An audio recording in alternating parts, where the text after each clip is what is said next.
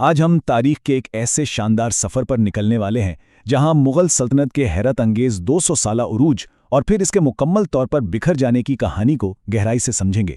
یہ محض چند بادشاہوں کے قصے نہیں ہیں، بلکہ یہ طاقت، لامحدود وسائل اور وقت کی ان بدلتی ہوئی چالوں کی داستان ہے جو کسی بھی سلطنت کا نقشہ بدل کر رکھ دیتی ہیں۔ ہمارے ذہن میں فوراً یہ دلچسپ سوال ابھرتا ہے کہ آخر کیسے صرف 12,000 سپاہیوں سے قائم ہونے والی یہ سلطنت دنیا کی امیر ترین طاقت بن گئی، اور پھر اتنا عروج دیکھنے کے بعد اندر سے ہی کیسے کھوکھلی ہو گئی۔ ہم ان شدید نظریاتی، مذہبی اور سیاسی تبدیلیوں کا جائزہ لیں گے جنہوں نے اس خاندان کے مستقبل کا فیصلہ کیا۔ ظاہر ہے اتنی بڑی طاقت کا شیرازہ راتوں رات نہیں بکھرتا، اس کے پیچھے دہائیوں کی کشمکش پوشیدہ ہوتی ہے۔ آج کے اس سفر میں ہم تاریخ کے ان 6 اہم سنگ میل سے گزریں گے۔ پہلا، مغلوں کا آغاز۔ دوسرا، اکبر کا سنہری دور۔ تیسرا، ایک نظریاتی دوراہا۔ چوتھا، دولت اور فن کی بلندیاں۔ پانچواں، اورنگزیب کی تلوار اور تقوی۔ اور چھٹا، سلطنت کا زوال۔ تو چلیے بغیر کسی تاخیر کے شروعات کرتے ہیں پہلے حصے سے، یعنی مغلوں کے آغاز سے۔ کہانی شروع ہوتی ہے وادی فرغانہ سے آنے والے ایک نوجوان حکمران ظہیر الدین محمد بابر سے، جس کا تعلق تیمور اور چنگیز خان کے خاندان سے تھا۔ 1526 کی پانی پت کی جنگ کو ہی دیکھ لیجئے۔ ابراہیم لودھی کی ایک بہت بڑی فوج کے سامنے بابر کے پاس صرف 12,000 سپاہی تھے۔ یہ بالکل ایک ناممکن سی لڑائی لگ رہی تھی، لیکن تعداد میں کم ہونے کے باوجود بابر نے میدان جنگ کی بالکل نئی ٹیکنالوجی یعنی توپوں اور بارود کا ایسا زبردست استعمال کیا جس نے محض چند گھنٹوں میں برِ صغیر کی تاریخ کو ہمیشہ کے لیے بدل کر رکھ دیا۔ لیکن جیسا کہ ہم اس ٹائم لائن میں دیکھ سکتے ہیں، سلطنت کے یہ ابتدائی سال کسی رولر کوسٹر سے کم نہیں تھے۔ بابر کے بیٹے ہمایوں کو شکست کے بعد جلا وطن ہونا پڑا، اور وہ وقت بھی آیا جب اسے صحرا میں پانی کی ایک ایک بوند کے لیے ترسنا پڑا۔ بے پناہ جدوجہد کے بعد اس نے تخت تو واپس لے لیا، لیکن کتنی حیرت کی بات ہے کہ ایک عظیم سلطنت کا یہ بادشاہ اپنے ہی لائبریری کی سیڑھیوں سے گر کر ایک حادثاتی موت کا شکار ہو گیا۔ اس اچانک اور افسوسناک موت کے بعد کہانی پہنچتی ہے ہمارے دوسرے حصے پر، یعنی اکبر کا سنہرا دور۔ ہمایوں کی موت کے بعد جلال الدین محمد اکبر نامی محض 13 سال کے ایک لڑکے کے کندھوں پر اس انتہائی غیر مستحکم تخت کا بوجھ آ گیا، اور یہ 48 کا ہنسا دراصل ان دہائیوں کو ظاہر کرتا ہے جو اکبر نے حکمرانی میں گزارے۔ وہ بیرام خان کی فوجی سرپرستی پر انحصار کرنے والے ایک کمسن لڑکے سے ایک حیرت انگیز سیاسی اور تعمیراتی ماسٹر مائنڈ بن کر ابھرا۔ اکبر کی سب سے بڑی کامیابی یہ تھی کہ اس نے سمجھ لیا تھا کہ محض تلوار کے زور پر اتنی بڑی سلطنت نہیں چل سکتی۔ اس نے راجپوتوں کے ساتھ مضبوط سیاسی اتحاد قائم کیے، مذہبی رواداری کی پالیسیاں اپنائیں اور منصبداری کا ایک نیا نظام متعارف کروایا۔ ان حکمت عملیوں سے اس نے ایک ایسا علاقہ کھڑا کیا جو سونے اور وسائل سے اس قدر مالا مال تھا کہ بعد میں انگریزوں کو اسے سونے کی چڑیا کا نام دینا پڑا۔ لیکن کہانی میں ایک زبردست موڑ یہاں آتا ہے۔ تیسرا حصہ، ایک نظریاتی دوراہا۔ اس شاندار اور سنہری دور کے پس منظر میں جہاں سلطنت طاقت کی بالکل آخری بلندیوں پر تھی، وہیں اندر ہی اندر ایک گہرا اور خاموش نظریاتی بحران جنم لے رہا تھا۔ تاریخی ذرائع ہمیں بتاتے ہیں کہ اکبر اپنے دربار میں موجود مختلف مذہبی گروہوں کی کشمکش سے اس قدر الجھ گیا تھا کہ اس نے انتہائی لبرل اور سخت متنازع پالیسیاں اپنا لیں۔ ان پالیسیوں میں کلمے کو ہٹانا، خنزیر کی تعظیم اور ختنے پر پابندی تک شامل تھی، جس سے ریاست کے اندر دہائیوں سے نافذ اسلامی قوانین کا نظام تیزی سے ختم ہونے لگا۔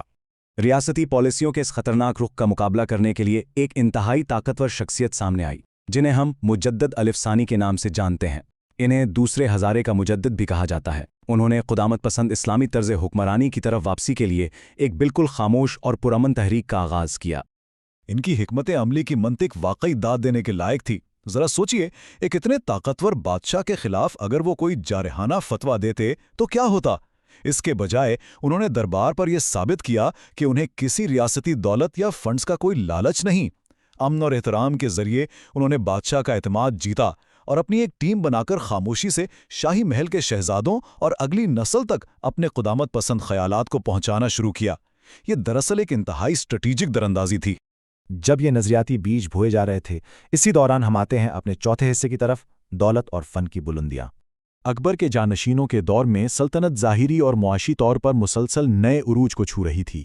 جہانگیر کی مشہور زمانہ زنجیر عدل سے لے کر ملکہ نور جہاں جیسی طاقتور خاتون کا ریاستی سکوں پر نام درج ہونے تک، یہ دور بے پناہ خوشحالی کا دور تھا۔ اور پھر شاہجہاں کا دور، جس میں فن تعمیر پہ ایسے بے مثال شاہکار تخلیق کیے گئے جنہوں نے دنیا کو حیران کر دیا، جیسے لال قلعہ، جامع مسجد اور ممتاز محل کی یاد میں بنایا گیا محبت کا عظیم شاہکار تاج محل۔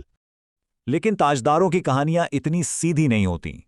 ہمارا 5واں حصہ ہے اورنگزیب کی تلوار اور تقوی۔ انہی بے حد خوبصورت محلات کے اندر شاہجہان کے 4 بیٹوں دارا، شجاع، مراد اور اورنگزیب کے درمیان جانشینی کی ایک ہولناک اور صفقانہ جنگ چھڑ گئی۔ اورنگزیب ان سب میں سب سے زیادہ چالاک اور سخت ثابت ہوا۔ اس نے تخت پر قبضہ کیا اور اپنے ہی والد شاہجہان کو قید کر دیا۔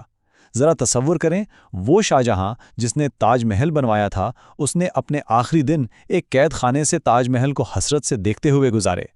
تاریخ ہمیں اورنگزیب کی شخصیت کے 2 بالکل حیران کن اور متضاد پہلو دکھاتی ہے۔ ایک طرف وہ انتہائی زاہدانہ اور سادہ زندگی گزارنے والے انسان تھے جو ٹوپیاں سیتے، قرآن کی کتابت کرتے اور ریاستی خزانے سے 1 پیسہ لینے سے انکار کر دیتے۔ ان کے بچے ہوئے ابلے چاولوں کو بھی عوام عقیدت کے مارے کروڑوں میں خریدتے تھے۔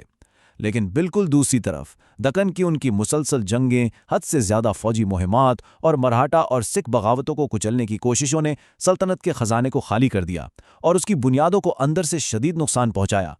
اور یہ 500 کا حصہ اس لیے اہم ہے کیونکہ اورنگزیب نے ملکی عدالتی نظام کو مکمل طور پر بدلنے کے لیے پورے خطے سے اتنی بڑی تعداد میں نامور علماء کو ایک جگہ اکٹھا کیا۔ مجدد الف ثانی نے عشروں پہلے جس نظریاتی تبدیلی کی بنیاد رکھی تھی، اس کا حتمی نتیجہ یہاں جا کر سامنے آیا۔ اورنگزیب نے ان علماء کی مدد سے فتاوی عالمگیری کی صورت میں اسلامی قوانین کا ایک انتہائی وسیع اور جامع مجموعہ تیار کروایا۔ مقصد یہ تھا کہ سلطنت کی مختلف اور بکھری ہوئی عدالتوں کو ایک ہی قدامت پسند قانون کے تحت متحد کیا جا سکے، اور یہ قانون پھر صدیوں تک اس برصغیر میں نافذ رہا۔ لیکن ہر عروج کو زوال ہے۔ ہمارا آخری حصہ سلطنت کا زوال۔ بے شک قانونی اور سرحدی رقبے کے لحاظ سے سلطنت بظاہر بہت مضبوط نظر آ رہی تھی، لیکن اندرون خانہ لڑی جانے والی ان مسلسل جنگوں سے ہونے والے نقصانات کی تلافی اب ممکن نہیں رہی تھی۔ 1707 میں اورنگزیب کی موت کے ساتھ ہی یہ عظیم سلطنت تاش کے پتوں کی طرح بکھرنے لگی۔ کمزور حکمرانوں اور 1739 میں نادر شاہ جیسے تباہ کن بیرونی حملوں نے اسے مکمل طور پر توڑ دیا۔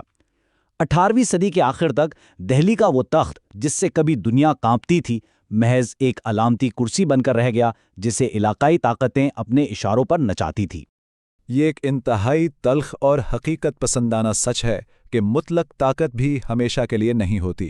لامحدود سونے، بے پناہ فوجی قوت اور شاندار حکمت عملی سے بنائی گئی سلطنتیں بھی آخرکار اسی مٹی میں مل جاتی ہیں، اور ان کی جگہ قلعوں، محلات اور تاج محل کی طرح صرف خاموش پتھر لے لیتے ہیں جو اب ان کی گزری ہوئی عظمت کے اکیلے گواہ ہیں۔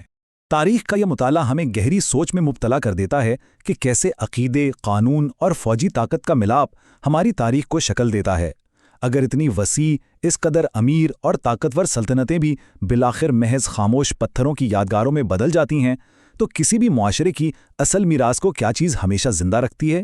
کیا واقعی کوئی تہذیب وقت کی اس بے رحم رفتار کو مات دے سکتی ہے؟